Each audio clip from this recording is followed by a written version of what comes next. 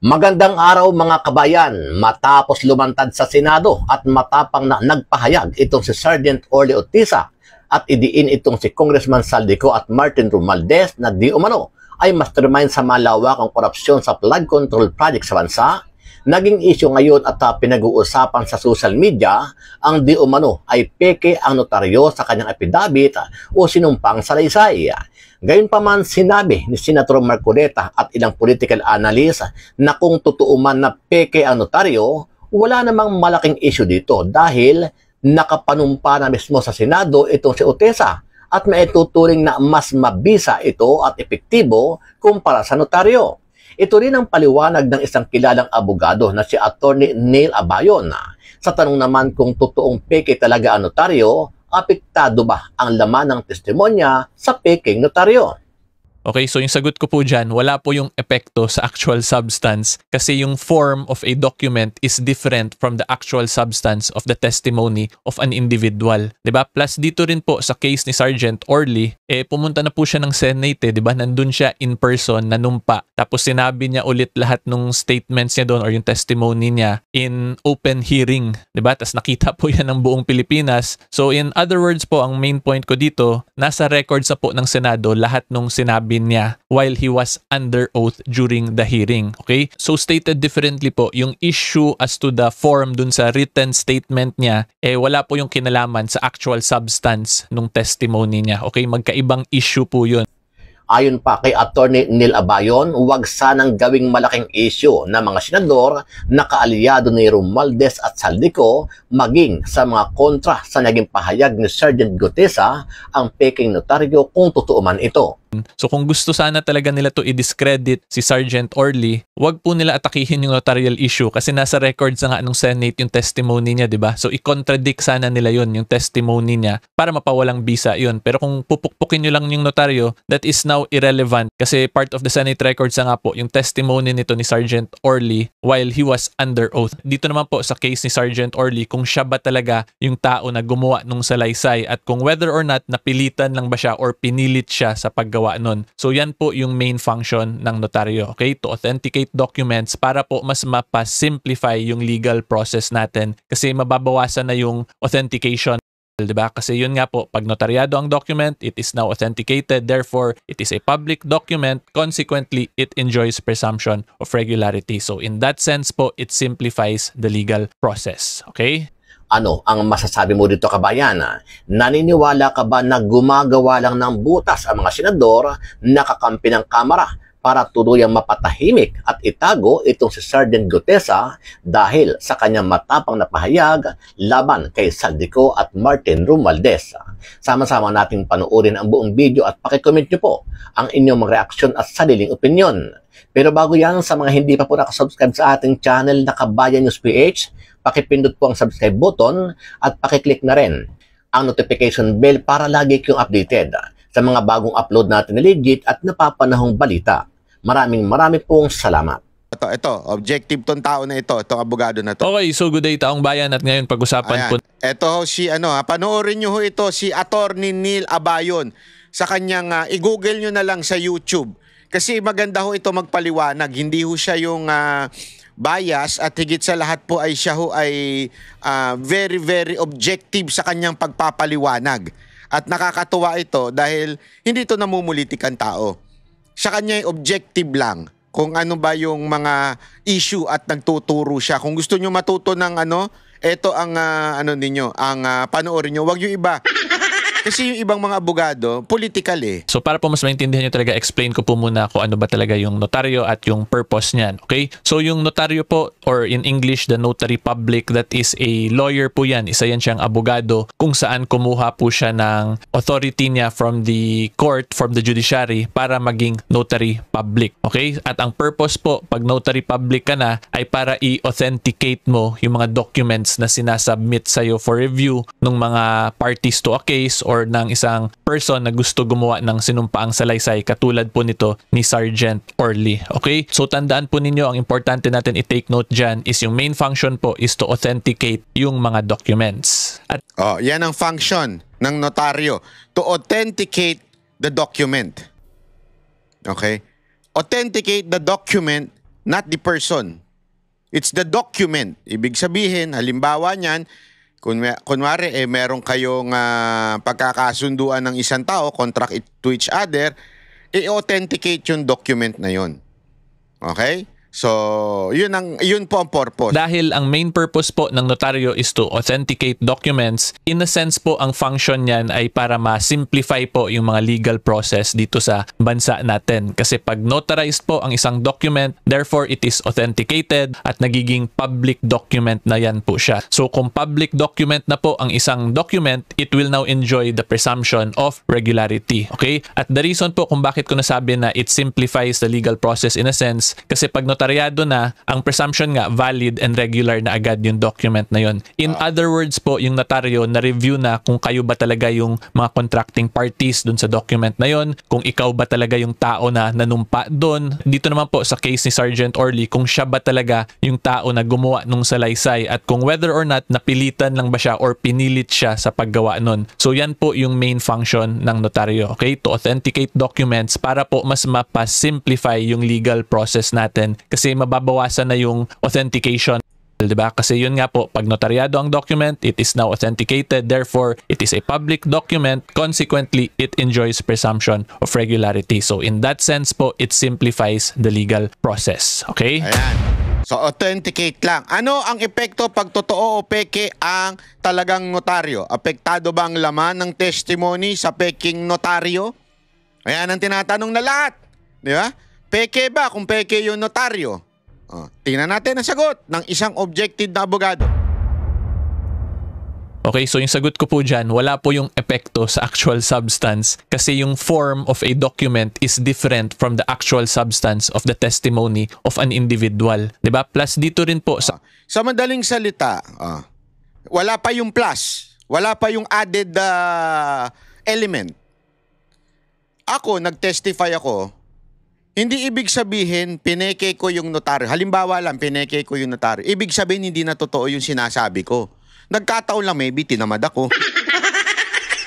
Tinamad akong pumunta doon sa notaryo. O kaya, yung sekretary na lang ang nagnotaryo. O kaya, kinopya ko na lang. Or even, hindi ko pa nga pinanotaryo. It doesn't mean yung sinasabi ko ay peke. Sinabi ko nga yun testimony ko nga yun Akin nga yun, ako nga nagsabi. Bakit ka ba nangingilam? Bakit mo ba sinasabing hindi totoo tong sinasabi ko? Akin yan ito yung experience ko, naranasan ko, ako mismo nakaranas. Plus, ito pa yung plus, aside from that, okay, na hindi niya pwedeng sabihin hindi totoo yung sinasabi ko dahil pineke ko lang yung notaryo. Aside from that, ito pa. Case ni Sergeant Orly, pumunta na po siya ng Senate, di ba? Nandun siya in person, nanumpa. Tapos sinabi niya ulit lahat ng statements niya doon or yung testimony niya in open hearing, di ba? Tapos nakita po yan ng buong Pilipinas. So in other words po, ang main point ko dito, nasa records na po ng Senado lahat nung sinabi niya while he was under oath during the hearing. So, really, yung mga nagdidiin tungkol sa notaryo, it's just another way of diversion or technicality para lang sabihin na hindi totoo yan, hindi totoo. Dali, under oath na siya. Ito ako, sumusumpa na magsasabi ng totoo at walang dagdag, walang bawas, pawang katotohanan lamang, so help me God. Ako nanunumpa na ngayon, eto na sinasabi ko na, kinikwento ko na yung nararasan ko. That notary is nothing. Whether it is true or not true yung pumirma, mali yung pirma, mali yung date, sino nagtatak, wala nang epekto yan sa sinasabi ko kasi eto na nga ako, nag-o-oath taking na nga ako dito sa harapan ng buong publiko, pati senador. Hindi na mababago yun, tama yun, sa madaling salita. Tuloy. Okay? So stated differently po, yung issue as to the form dun sa written statement niya, wala po yung kinalaman sa actual substance nung testimony niya. Okay, magkaibang issue po yun. So kung gusto sana talaga nila to i-discredit si Sergeant Orly, wag po nila atakihin yung notarial issue kasi nasa records nga nung Senate yung testimony niya, di ba? So i-contradict sana nila yun, yung testimony niya, para mapawalang bisa yun. Pero kung pupukpukin nyo lang yung notaryo, that is now irrelevant kasi part of the Senate records nga po yung testimony nito ni Sergeant Orly while he was under oath. Okay, so hopefully mas naintindihan po ninyo na magkaiba nga yung formalities of a document from the actual substance ng testimony. Those are two completely different issues na pinapaghalo-halo ngayon, maybe due to political reasons, 'di ba? Pero so anyway po, based on what I have explained so far, mas naintindihan nyo sana yung difference between the formalities of a written document from the substance of the testimony po ng isang witness. Yun. Okay, kasi yun nga, they are now attacking the testimony kuno because allegedly fake daw yung notaryo. Pero since yun nga po, pumunta na siya sa Senate, he was in person, nanumpa siya, sinabi niya ulit yun dun, edi wala na pong kwenta yung argument nila na peke yung notaryo, diba? Kasi kahit na po, let's say for discussion purposes na peke nga talaga yung notaryo, irrelevant na po yun kasi pwede na po natin itapon nga yung una lang niyang ginawang sworn statement, assuming peke talaga, diba? Edi ngayon, yung gamitin na lang natin is yung actual testimony niya sa Senate. Gets nyo? Pwede nang itapon yung notaryo. Kung ako, pakakain ko sa mga senador yun. Oh, pakakain ko sa mga senador yun. Sasabihin ko talaga sa kanila, oh, ito na yung notaryo nyo. Bakit kayo nakapokus sa notaryo? Nagsasalita na nga yung tao eh. Nagbigay na siya ng testimony niya, may bayag nga siya eh. Tapos kayo, anak kayo ng weteng.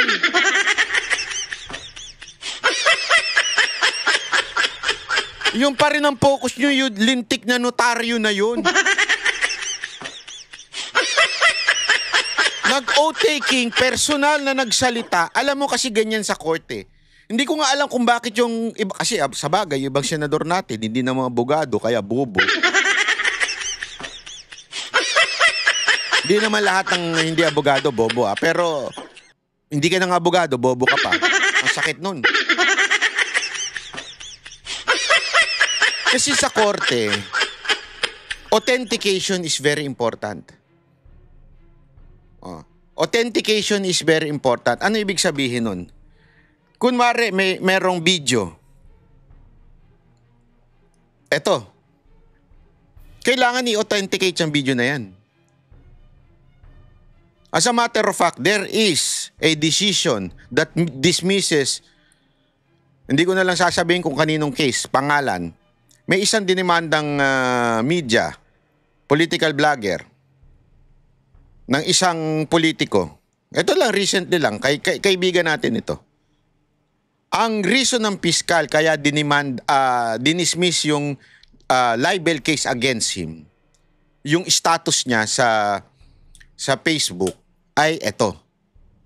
Because the accuser did not authenticate such post by the Facebook company o the Meta. Kasi in everything, hindi pwedeng nakita mo lang, oh, ito. Kung ikaw mag-accuse ka, magsasampa ka ng libel, you have to authenticate that such post was really posted. Ganun katindi ang authentication. Hindi pwedeng papel-papel lang yan. O, kung meron mang video, you have to authenticate dyan sa Google. Is this video really true? Kasi lalo na ngayon may mga AI. Kailangan mo talagang i-authenticate. Kailangan mo sabihin, oo, ako ang nag-video dyan. O di kaya yung kumpanya na pinasukan, sabihin yung platform, yung Google, sasabihin, oo, totoo, lumabas yung video na yan at itong channel na ito at ito ang user, yung person na naglabas dyan. Kailangan may authentication. So ano ibig sabihin? Dito, yung papel ay walang kwenta kung hindi i-authenticate. So ang importance ay nandun sa authentication. The person itself who said, totoo, ako sumulat niyan, ako ang naglagay diyan, pirma ko yan.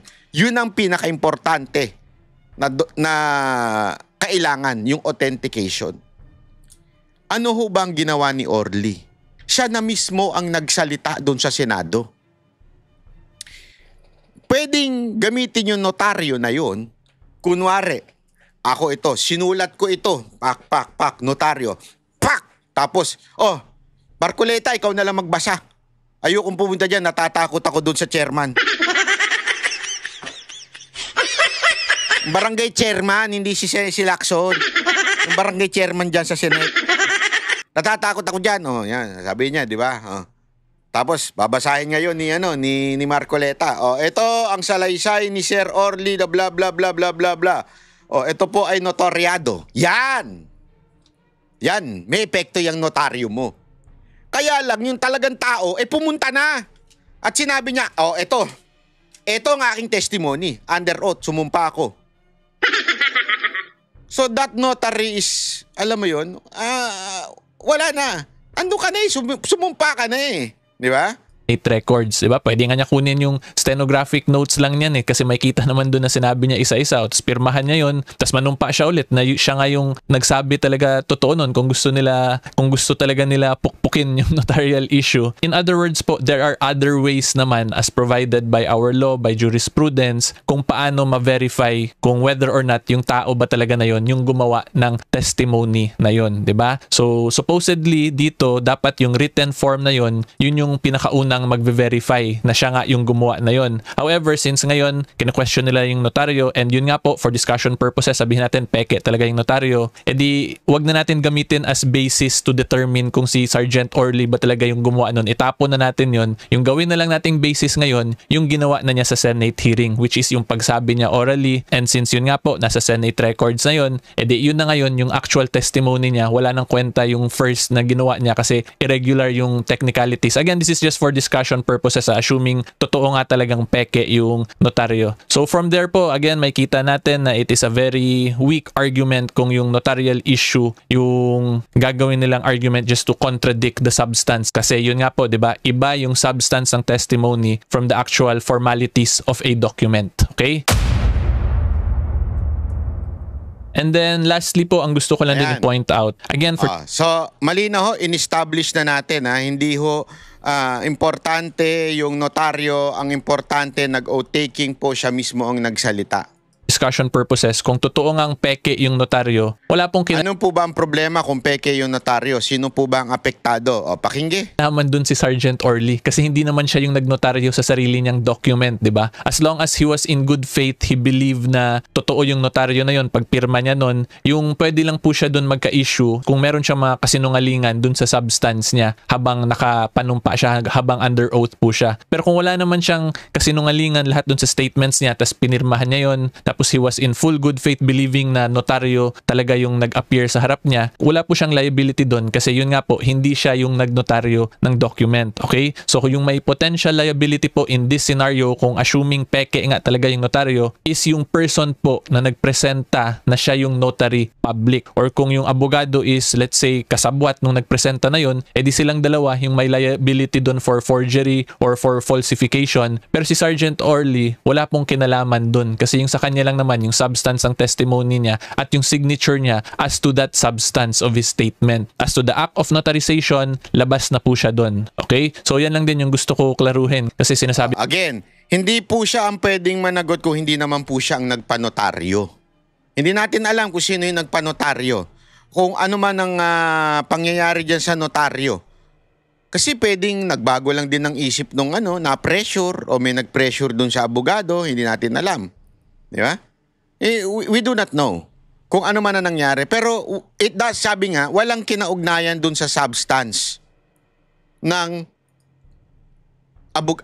ni Orly, yung ano yung sinabi niya. Walang kinaugnayan yung notaryo niya. Baka sabihin natin, ito po ay isang opinion lang. Ito pa, may isa pang opinion. Ito, madalas ito, nasa kabilang opposition, sa ibang opinion ho nito pero pakinggan ho rin natin. Sandali Tagabuhat lang ako ng... Yan, sandali. Ayan, yan. Wait lang. Forward natin kasi may music yan sorry. Ito po si Fiscal EJ. Ito po, hindi rin po ito objective din po ito. Pakinggan natin kung may saysay po ba yung notaryo. Ano po ba ang kalagayan kung sakaling peke yung notaryo? Ito. Good day po sa lahat. Si Fiscal EJ po ito.